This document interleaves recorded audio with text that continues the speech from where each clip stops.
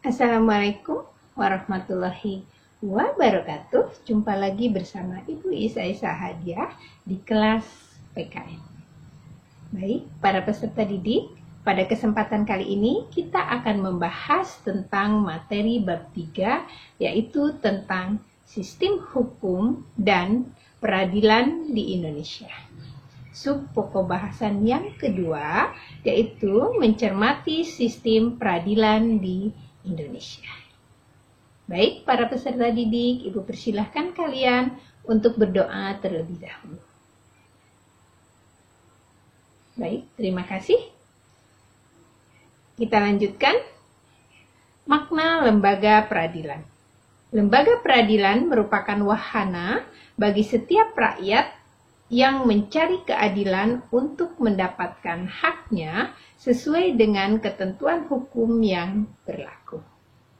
Lembaga peradilan merupakan lembaga yang dibentuk oleh negara sebagai bagian dari otoritas negara di bidang kekuasaan kehakiman dengan sumber hukumnya peraturan perundang-undangan yang berlaku di dalam negara. Baik, kita lanjutkan. Perbedaan peradilan dengan pengadilan. Proses peradilan dilaksanakan di sebuah tempat yang dinamakan pengadilan. Dengan demikian, terdapat perbedaan antara peradilan dan pengadilan. Peradilan menunjukkan pada proses mengadili perkara sesuai dengan kategori perkara yang diselesaikan. Kemudian pengadilan menunjuk pada tempat untuk melaksanakan proses peradilan guna menegakkan hukum. Mari kita lanjutkan. Dasar hukum lembaga peradilan. Yang pertama yaitu Pancasila, sila kelima, keadilan bagi seluruh rakyat Indonesia. Kemudian yang kedua adalah Undang-Undang Dasar 1945 Bab 9 Pasal 24 Ayat 1. Ayat 1, kekuasaan kehakiman dilakukan oleh sebuah Mahkamah Agung dan badan peradilan yang berada di bawahnya dalam lingkungan peradilan umum.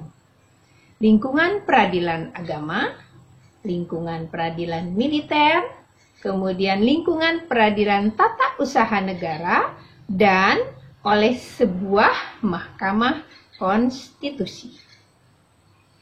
Ayat 2, badan-badan lain yang fungsinya berkaitan dengan kekuasaan kehakiman diatur dalam undang-undang. Selanjutnya, dasar hukum lembaga peradilan atau undang-undang organik. Undang-Undang Nomor 3 Tahun 1997 tentang Peradilan Anak. Kemudian Undang-Undang Nomor 31 Tahun 1997 tentang Peradilan Militer. Selanjutnya Undang-Undang Nomor 26 Tahun 2000 tentang Pengadilan Hak Asasi Manusia. Undang-Undang Nomor 14 Tahun 2002 tentang Pengadilan Pajak dan Undang-Undang Nomor 8 Tahun 2011 tentang perubahan atas Undang-Undang Nomor 24 Tahun 2003 tentang Mahkamah Konstitusi. Selanjutnya, Undang-Undang Nomor 3 Tahun 2009 tentang perubahan atas Undang-Undang Nomor 14 Tahun 1985 tentang Mahkamah Agung. Baik, kita lanjutkan. Undang-Undang Nomor 46 Tahun 2009 tentang Pengadilan Tindak Pidana Korupsi. Kemudian Undang-Undang Nomor 48 Tahun 2009 tentang Kekuasaan Kehakiman. Selanjutnya Undang-Undang Nomor 49 Tahun 2009 tentang perubahan kedua atau atas Undang-Undang Nomor 2 Tahun 1986 tentang Peradilan Umum. Selanjutnya, Undang-Undang Nomor 50 Tahun 2009 tentang perubahan kedua atas Undang-Undang Nomor 5 Tahun 1989 tentang Peradilan Agama. Selanjutnya, Undang-Undang Nomor 51 Tahun 2009 tentang perubahan kedua atas Undang-Undang Nomor 7 Tahun 1986 tentang Peradilan Tata Usaha Negara. Baik, para peserta didik, kita lanjutkan.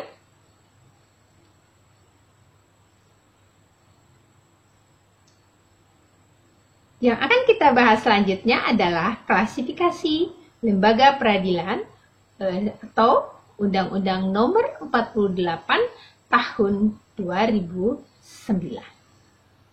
Menurut Undang-Undang Nomor 48 Tahun 2009 tentang kekuasaan kehakiman, disebutkan bahwa kekuasaan kehakiman dilakukan oleh sebuah Mahkamah Agung dan badan peradilan di bawahnya dalam lingkungan pengadilan umum, lingkungan pengadilan agama, lingkungan peradilan militer, lingkungan peradilan tata usaha negara oleh sebuah mahkamah konstitusi. Baik, kita lanjutkan. Klasifikasi lembaga peradilan. Lembaga peradilan di bawah Mahkamah Agung ini ada beberapa poin ya. Yang pertama, peradilan umum.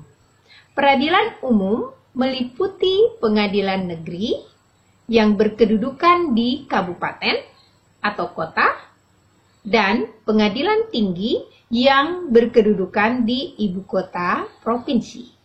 Kemudian yang kedua, peradilan agama yang meliputi pengadilan agama yang berkedudukan di kabupaten atau kota dan pengadilan tinggi agama yang berkedudukan di ibu kota provinsi. Selanjutnya nomor 3, peradilan militer. Meliputi pengadilan militer, pengadilan militer tinggi, pengadilan militer utama, kemudian pengadilan militer pertempuran. Yang keempat, pengadilan tata usaha negara.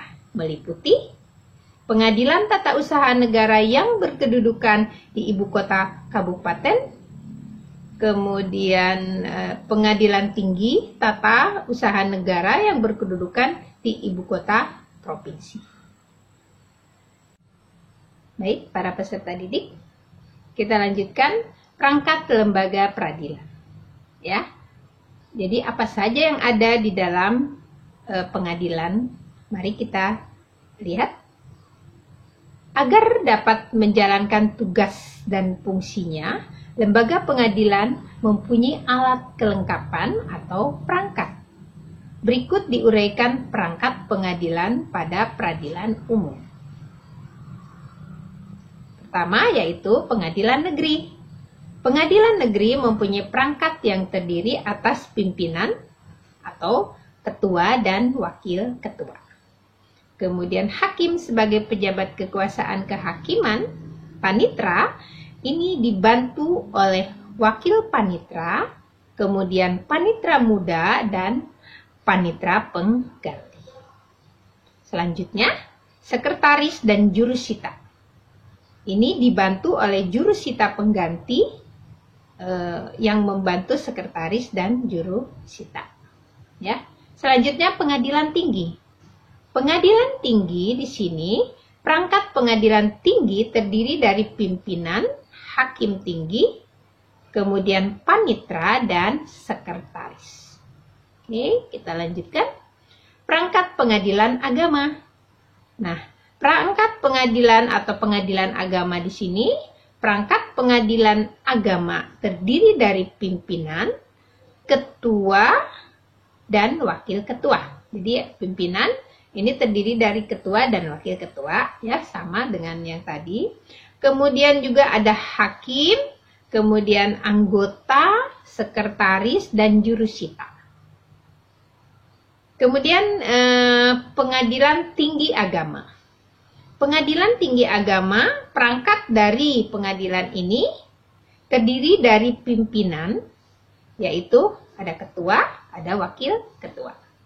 Kemudian hakim, kemudian anggota, kemudian panitia, dan sekretaris. Ya. Selanjutnya, perangkat peradilan tata usaha negara. Pengadilan tata usaha negara, perangkat pengadilannya terdiri atas pimpinan, yaitu ketua dan wakil ketua, kemudian ada hakim anggota, kemudian ada panitra, kemudian ada sekretaris dan jurusita. Baik, kita lanjutkan. Pengadilan Tinggi Tata Usaha Negara. Perangkat Pengadilan Tinggi Tata Usaha Negara ini terdiri atas pimpinan, yaitu ketua dan wakil ketua, ada hakim anggota, kemudian ada panitra dan sekretaris. Baik, kita lanjutkan. Tingkat lembaga peradilan. Sesuai peran dan fungsinya, lembaga peradilan ditempatkan secara hierarki atau bertingkat-tingkat yang meliputi 1. Pengadilan tinggi pertama atau pengadilan negeri. Kemudian yang kedua, pengadilan tingkat kedua atau pengadilan tinggi. Kemudian yang ketiga, kasasi atau mahkamah agung. Baik, kita lanjutkan. Perangkat peradilan mahkamah konstitusi. Ya, jadi pada perangkat ini, mahkamah konstitusi terdiri dari sekretaris jenderal, kemudian kepanitraan, dan hakim konstitusi. Hakim konstitusi berjumlah 9 orang yang diajukan masing-masing 3 orang oleh DPR, kemudian Presiden dan Mahkamah Agung. Ya. Selanjutnya tingkat lembaga peradilan. Nah, sesuai peran dan fungsinya, lembaga peradilan ditempatkan secara hierarki atau bertingkat-tingkat yang meliputi pengadilan tingkat pertama atau pengadilan negeri, kemudian pengadilan tingkat kedua pengadilan tinggi, kemudian yang ketiga kasasi atau mahkamah agung. Ya. Selanjutnya fungsi pengadilan tingkat pertama atau pengadilan negeri. Nah, apa saja fungsinya? Jadi fungsi pengadilan tingkat pertama ini adalah memeriksa tentang sah atau tidaknya penangkapan atau penahanan yang diajukan oleh tersangka, keluarga atau kuasanya kepada ketua pengadilan dengan menyebutkan alasan-alasannya. Kemudian, wewenang pengadilan tingkat pertama atau pengadilan negeri. Wewenang pengadilan tingkat pertama adalah memeriksa dan memutuskan sesuai dengan ketentuan undang-undang, khususnya ada 2 hal. Yang pertama, sah atau tidaknya penangkapan, penahanan, penghentian penyidikan atau penghentian tuntutan. Kemudian yang kedua, ganti kerugian atau rehabilitasi bagi seorang yang perkaranya dihentikan tingkat penyidikan atau tuntutan. Baik, kita lanjutkan. Fungsi pengadilan tingkat kedua atau pengadilan tinggi. Fungsi pengadilan tingkat kedua adalah sebagai berikut. Yang pertama, menjadi pimpinan bagi pengadilan negeri di daerah hukumnya. Kemudian yang kedua, melakukan pengawasan terhadap jalannya peradilan di daerah hukumnya. Kemudian yang ketiga, mengawasi dan meneliti perbuatan hakim di daerah hukumnya.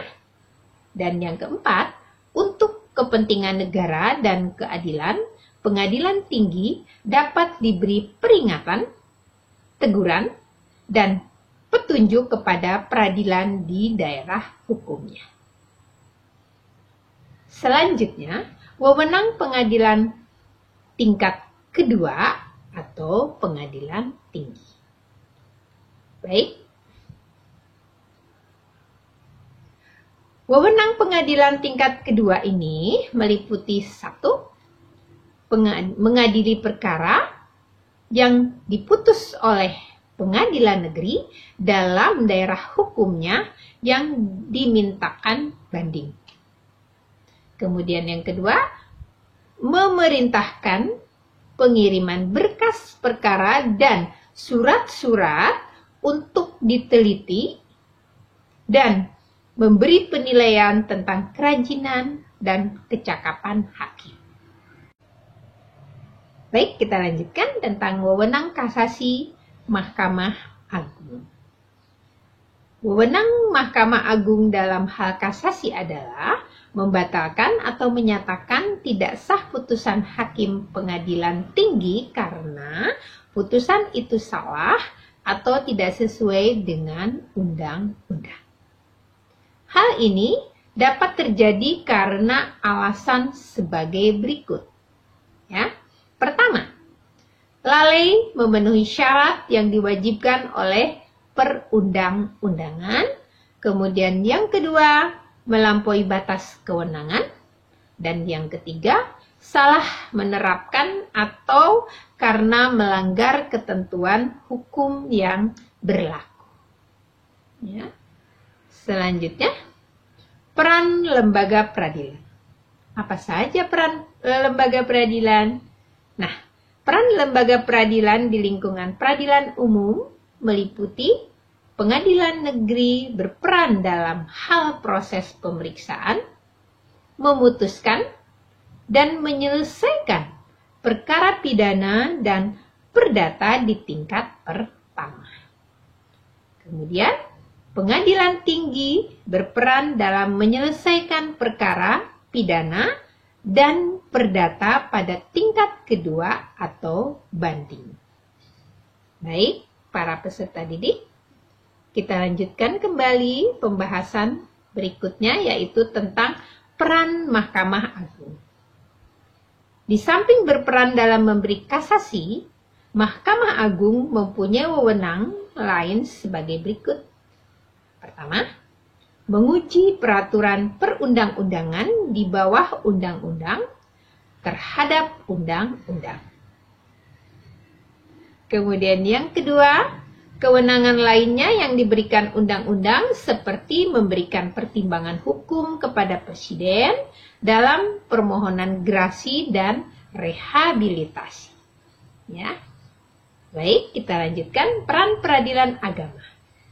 Peran peradilan agama bertugas dan berwenang memeriksa, kemudian memutuskan dan menyelesaikan perkara di tingkat pertama antara orang-orang yang beragama Islam di bidang perkawinan, kemudian waris, kemudian wasiat, kemudian hibah, wakaf, kemudian zakat, infak, sedekah, dan ekonomi syariah. Baik, kita lanjutkan. Peran peradilan tata usaha negara. Peran peradilan tata usaha negara berperan dalam proses penyelesaian sengketa tata usaha negara. Ya. Sengketa tata usaha negara adalah sengketa yang timbul dalam bidang tata usaha negara antara orang atau badan hukum perdata dengan atau pejabat tata usaha negara, baik di tingkat pusat atau daerah, sebagai akibat dikeluarkannya keputusan tata usaha negara. Baik, para peserta didik, kita lanjutkan ke pembahasan tentang peradilan militer. Peradilan militer berperan dalam penyelenggaraan proses peradilan dalam lingkup hukum pidana, khususnya pada pihak-pihak pertama, anggota TNI. Kemudian yang kedua, seseorang yang menurut undang-undang dapat dipersamakan dengan anggota TNI. Kemudian yang ketiga, anggota jawatan atau golongan yang dapat dipersamakan dengan anggota TNI. Kemudian yang keempat, seseorang yang menurut keputusan Menteri Pertahanan dan Keamanan harus diadili oleh pengadilan militer. Ya. Selanjutnya, peran Mahkamah Konstitusi. Oke. Jadi, apa saja peran Mahkamah Konstitusi yang harus kalian ketahui? Mahkamah Konstitusi dalam pasal 24C ayat 1 Undang-Undang 1945 mempunyai wewenang sebagai berikut. Yang pertama, mengadili pada tingkat pertama dan terakhir undang-undang terhadap Undang-Undang Dasar 1945. Kemudian yang kedua, memutuskan sengketa kewenangan lembaga negara yang wewenangnya diberikan oleh Undang-Undang Dasar 1945. Ya. Selanjutnya, yang ketiga, yaitu memutuskan pembubaran partai politik. Dan yang keempat, memutuskan perselisihan tentang hasil pemilu. Oke, kita lanjutkan. Peran Mahkamah Konstitusi. Mahkamah Konstitusi wajib memberikan putusan atau pendapat terhadap DPR, kemudian bahwa presiden dan atau wakil presiden diduga pertama telah melakukan pelanggaran hukum berupa pengkhianatan terhadap negara, kemudian korupsi, penyuapan, dan tindak pidana berat lainnya. Kemudian yang kedua, perbuatan tercela, dan atau yang ketiga, tidak lagi memenuhi syarat sebagai presiden dan atau wakil presiden sebagai dimaksud dalam Undang-Undang Dasar 1945. Baik, perilaku yang bertentangan dengan hukum. Perilaku yang bertentangan dengan hukum timbul sebagai akibat dari rendahnya kesadaran hukum. Ketidakpatuhan terhadap hukum dapat disebabkan dua hal. Yang pertama, pelanggaran hukum oleh si pelanggar sudah dianggap sebagai kebiasaan, bahkan kebutuhan. Kemudian yang kedua, hukum yang berlaku sudah tidak sesuai dengan tuntutan kehidupan. Dan sanksi terhadap pelanggar hukum. Ya, kita akan coba membahas tentang sanksi terhadap pelanggar hukum. Sanksi terhadap pelanggar hukum ini diberikan tegas dan nyata. Ya. Hal ini mengandung pengertian sebagai berikut. Yang pertama, tegas. Tegas berarti adanya aturan yang telah dibuat secara material, misalnya dalam pasal 10 KUHP.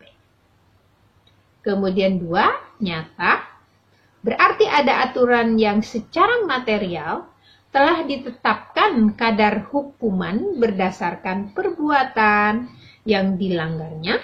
Contoh, pasal 338 KUHP menyebutkan barang siapa sengaja merampas nyawa orang lain diancam karena pembunuhan dengan pidana penjara paling lama 15 tahun.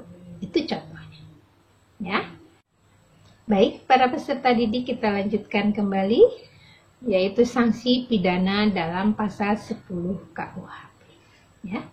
Pasal 10 KUHP mengatur sanksi pidana berbentuk hukuman yang mencakup pertama, hukuman pokok yang terdiri atas hukuman mati, hukuman penjara seumur hidup, kemudian hukuman penjara sementara waktu, setinggi-tingginya 20 tahun dan sekurang-kurangnya 1 tahun.